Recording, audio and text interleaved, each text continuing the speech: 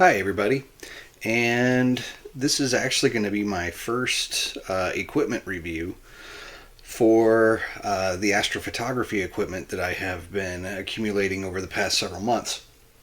And my first instrument was a Skywatcher 72ED Evo Star. It's a really good refractor, especially for beginners, to get your feet wet. I really do like using that instrument. But today, I want to review the Astronomics Astrotech AT60EDP. Okay. And this is a 4-element Petzval refractor. I I cannot say enough good things about this little telescope. Okay, or I should say OTA. First things first, it is quite heavy, okay? So what that tells you is that the build itself is very solid. The parts are, I've had this for several months now. The parts are very, very well made. I've transported it multiple times. I've never had an issue with parts seeming to come loose. The lenses seem to be held in place very, very firmly. The carrying case is very well padded. I just can't say enough about the construction. The only critique that actually I two slight critiques, okay, if we're going to be just very, very nitpicky. Number one, even though the aperture is only 60 millimeters, this is a very hefty scope for a 60 millimeter f5 instrument. And so what that means is if you have a smaller mount, it could exceed that mount's capacity, or at least stock capacity. Okay, and what I mean by that is I have a Explore Scientific IXOS 100 PMC8. That's a mouthful. Mount, and the mount is rated to hold 11 pounds, right? The mount is rated for 11 pounds. And right now I have a ZWO ASI 533MC Pro on here, and all total this is about 7 pounds, and the Explore Scientific mount can't balance with just the stock counterweights, right? So if you want to get an instrument like this, you might want to get something a little bit heavier than an 11 or 13 pound mount, or you'll also have to get extra counterweights. Okay, but if you get something like a Skywatcher 35 EQ or a Ioptron Chem 26 or Gem 28, it'll hold it just absolutely fine. And by the way, I will say in the Explore Scientific mounts favor, okay, even though I can't get it to quite balance, it will still hold it and it will still track decently well. All right. But for the moment, I usually, when I do use this, I mount it on my Ioptron Chem 40. Okay. A little bit overkill, but hey, it works. The other critique. The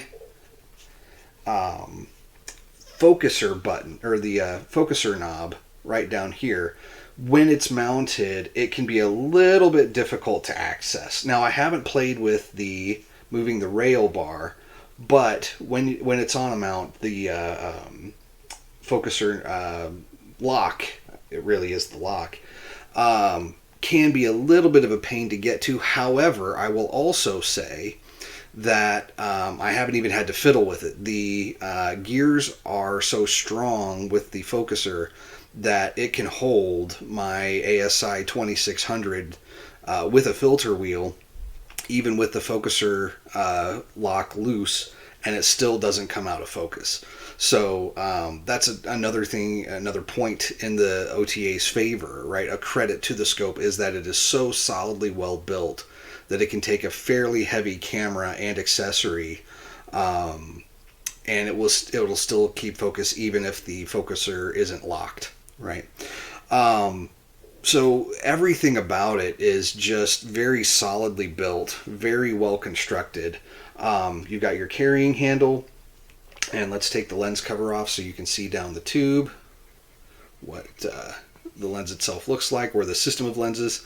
Okay, so the dew shield also extends out, right? So when you're out observing, you can have a little bit of dew protection without needing any sort of dew heaters or anything like that. The focuser is a 2-speed, so you have your coarse adjustment and then you have your finer adjustment right here. This instrument, especially with a slightly wider field camera like the 533 or even the 2600, sharp stars across the entire field. Okay, and I'm gonna show you guys several pictures. Now I've used 3 different cameras with this instrument. I've used the 2600, which is a monochrome, hence the filter wheel. This is the color version of the 533, and then I also have the 585, which is color as well. And with all 3 cameras, the stars are sharp all the way out to the edge of the field. So being a Petzval design means that you don't really have to fiddle with spacers to get focus. All you need to do is be able to achieve focus. And for me, I've just needed one standard M42 to M48 adapter to get that done. And then once you're in focus, the field is very rich and it is very, very stunning. I don't really have any other words for it.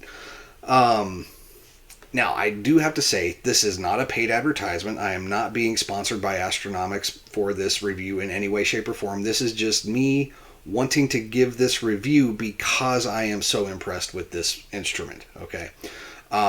When I got the first pictures slightly processed, I was blown away. Okay, and I got this right at the tail end of winter season as the spring stars were coming out and this winter stars were setting. And even though I'm living in Grand Junction right now, we actually had a really bad spate of weather, which was somewhat uncommon. And so I wasn't able to use this as often as I would have liked. So I really only got a few good nights of things to show you guys. But I think you'll agree that the images are still stunning nonetheless, especially for just a few hours on each target or less sometimes.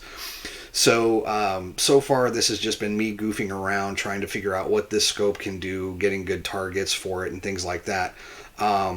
So I've got an hour or so on the Horsehead and Flame Nebula region. And the night that I was doing that was kind of like just the test run of this thing, so I wasn't trying to get RGB for several hours on it. I was just moving from target to target, taking an hour here and an hour there just to see what the instrument could do. So I got H alpha in that one, so I don't have a color image of that one, but I do have RGB of the Pleiades, and both of those were with the 2600 with the filter wheel.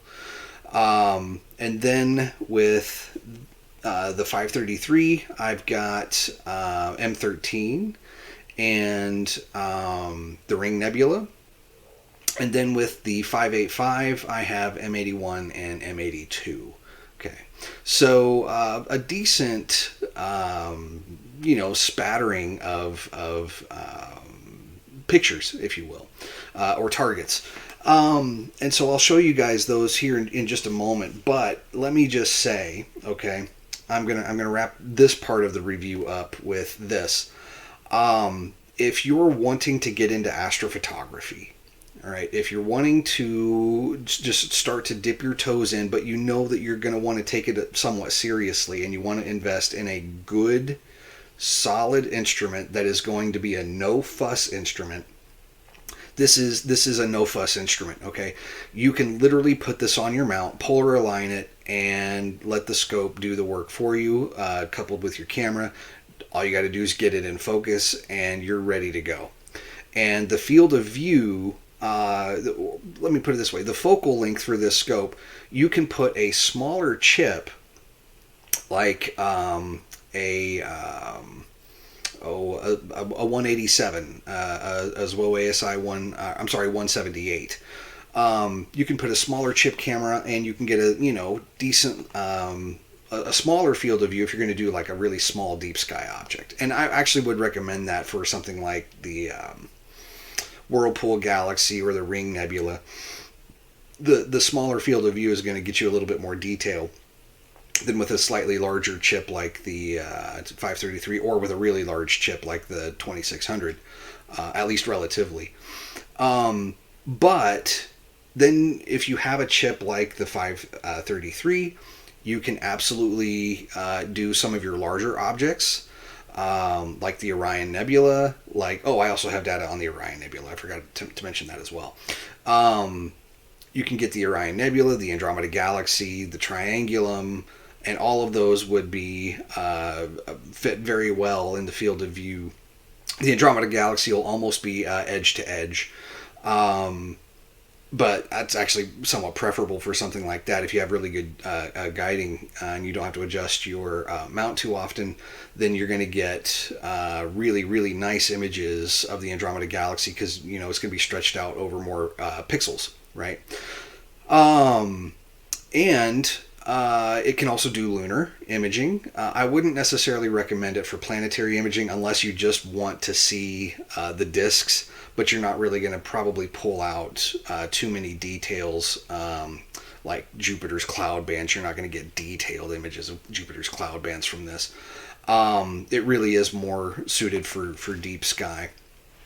But if you have an assortment of cameras available, you can do almost any DSO that you would like with this instrument. So what I'm really driving at here is, if you know that you're going to want, or if you're starting out, let's start this way. If you're starting out in astrophotography, but you want to take it seriously, and it's not just going to be, I'm going to go out and take a couple of pictures, and then a year later the telescope is just sitting in the corner and it hasn't been used. If you know that you're going to want to be using your equipment very regularly, I cannot recommend this as a first scope enough. Okay. If you're new to the hobby and you just start looking at some of the more popular, astro vendor websites like High Point Scientific, Astronomics, Agena Astro, Telescopes.net, Woodland Hills Camera, and so forth, you're going to quickly find that instruments that are on the order of 80 millimeters in aperture or more, once you get into the triplet design or better, as in quadruplet, quintuplet, or sextuplet Petzval, the prices just start to go up and up and up and up and up. You can easily spend $5,000 on a refractor. Okay, if you want a really, really, really high-end Petzval type refractor, you can easily spend however much money you would like to spend. For the money, I cannot recommend this refractor enough. Okay, this is under $1,000. I was able to get it on sale when it was on its initial promotion sale. I got it for $650, and I think list price right now is somewhere right around just under $900. But even then, it's still a bargain compared to what you're going to pay for other triplet or better refractors at the same not the same performance level, but the same specs level. And what I mean by that is the aperture and then the number of elements, right? So this is a 4 lens design, 4 element design. For under $1,000, and the versatility that it has, given whatever chip you would like to pair it with, I don't have anything but good things to say. I cannot recommend this enough. This is a instrument that will get you very, very serious images for the, especially the beginner amateur, just starting to look out to fill out their equipment, it could be the only instrument you buy. Okay, if you are wanting to do various DSOs and you're not so much into planetary imaging, and you just want to capture galaxies and nebulas, this very well could be the only instrument you ever buy, and then you just buy a couple of different cameras with different chip sizes for different, different applications, I guess, right? So, without further ado, I will end this portion, and then we will let you guys see some of the images that we were able to collect with this. Just a word of note, I'm relatively new to this. I've only been in the astrophotography hobby for a few months now. A little bit over, close to a year, I guess. It's approaching a year.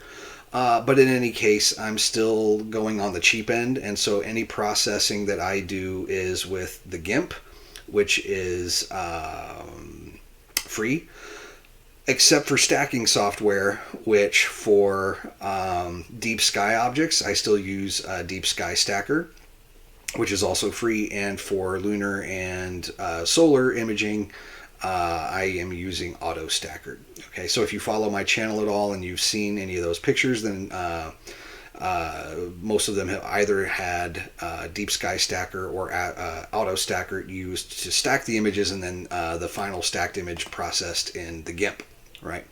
But so, yeah, with that, I will leave you to it. Again, I can't say enough good things about this refractor. If you want to get in the hobby and you have a little bit of money to spend, this may be the only instrument you need. Okay. The only thing I will say is, if you're brand new to the hobby, order an OTA, whatever camera you order, and then order just a generic set of extenders and M42 to M48 adapters. And so that way you should have everything ready to go whenever you need. It can be frustrating, especially if you have certain doublet or triplet refractors. You can get the refractor, and then if you don't have the necessary spacers or extenders for your camera size, then you're up a creek without a paddle until you go back and order your extenders and things. And so it can just be very frustrating to have to wait. You order your OTA and you're just very excited. Yay, I've got my mount. Yay, I've got my camera. Yay. And then all of a sudden you just still can't take pictures because you don't have the right spacers. So I would just recommend, whenever you order your equipment, order your camera, order your OTA, and then just order a few sets of spacers. Now for this instrument, like I said, you don't really need a whole bunch of spacing. You just need, for at least for the M533, you just need one standard M42 to M48 adapter, about 2 centimeters long. That's really all you need. I guess I should say that the focus stretches from here out to here. Okay, it's not a very long draw, but it doesn't need to be with the right spacing, right? So once you're anywhere near focus, you'll know it. Okay, and then you can. I don't have a Batinov mask. I haven't used any Batinov masks yet. That's one of the next things I need to get to improve my personal imaging.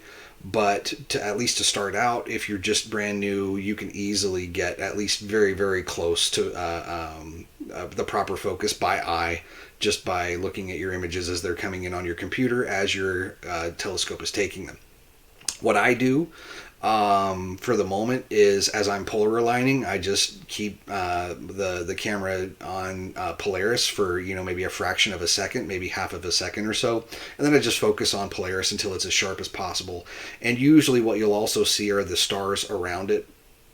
And for very short exposures, like at half a second or even shorter, it's very obvious when you're in focus, because the stars that can just start to be seen by your optics start to come into view, and you can sharpen those up. And then when you're out of focus, you can't see them at all. So it's decently easy to get decent focus even without a Bahtinov mask. Okay, but there it is. There's my review of the AT60EDP by Astronomics, the Astrotech AT60EDP.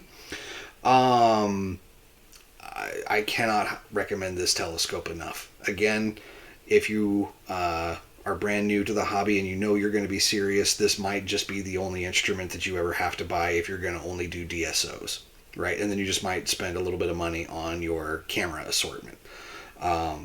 But yeah, that's it. Thank you guys for watching, and go pick one of these up if you can. I highly recommend it. We'll see you next time.